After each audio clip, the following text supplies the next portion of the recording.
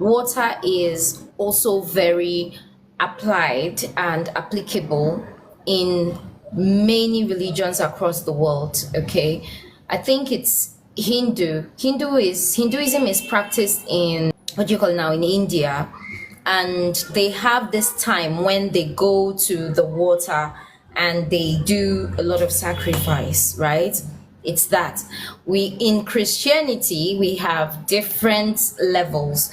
The Catholics have the water work that they do to babies, when they say they're doing a baptism. So the Christians call it baptism, and they do that child baptism for the child.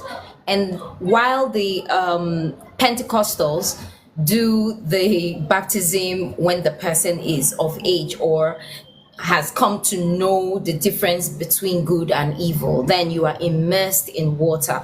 So there is still that involvement of water, okay?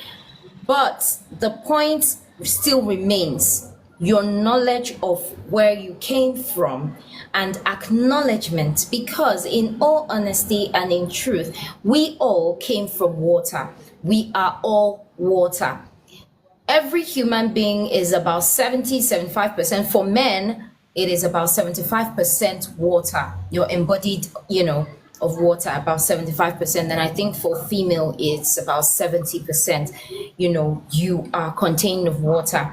And as you know, as babies, likewise, when they're in the womb, they swim. For the period they are in the womb, they are in water.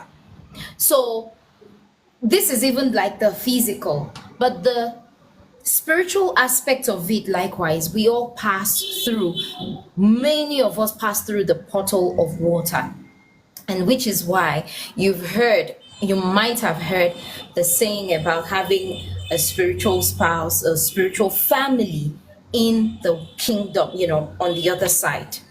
And which is also why there's a way it's been explained that the earth is a marketplace, all right? And in Igbo cosmology, there is, the days that we recognize are called market days, Eke, Ori, Afo, and Nkwo. Those are the 4 market days. So it is believed in Igbo cosmology that when you reincarnated into this world, you pass through the portal of water, but you chose a particular market day. Ibiare Zwahia, or Anambras will say Ibiare Zwafia. Okay, so you came into this earth to transact. I'm sure you've also heard the word life is transactional. Life is transactional. So you came into this earthly plane to transact with other energies. So at this time, you had left your family on the other side. You had left your husband. You had left your children, your water family. So it's just like, let's bring it to a physical plane now.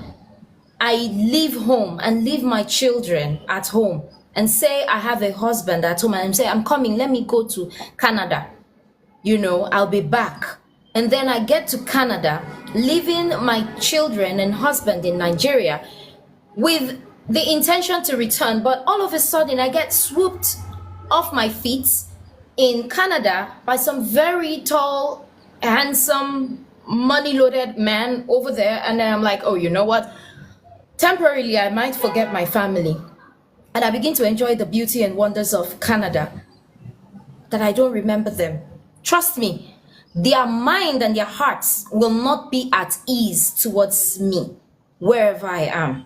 I might be enjoying all the pleasures of Canada, but because their heart and mind is not at ease where I am, they'll begin to send out towards me. They might begin to send out some certain vibes that would no longer help me progress on this other side where I am in Canada. But I'm giving this analogy now so that we can understand, when we now have or talk about water sacrifice, you see why it is important to include that in as part of your daily living as a human being here on earth. So by the time I begin to look within me and begin to inquire about things that are happening. Maybe things are not beginning to, are not happening as greatly anymore in Canada with me and the the very handsome money loaded man. And who knows, maybe his money has started dwindling. The source of his money has started dwindling. His businesses are dwindling. And then I begin to ask questions, and then I begin to inquire.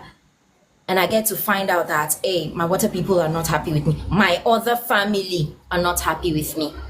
So what do? I need to appease them. That's what Obiora was talking about. The need for appeasement. Because you just want to let them know, I remember you. I remember you.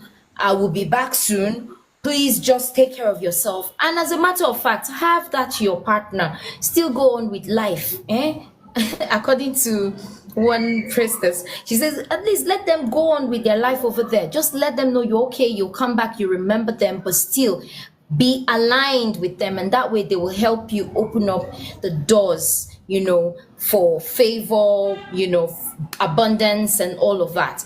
It's all interconnected. Sometimes you might want to use the human mind to understand these things, but the things of the spirit are best understood from a spiritual perspective.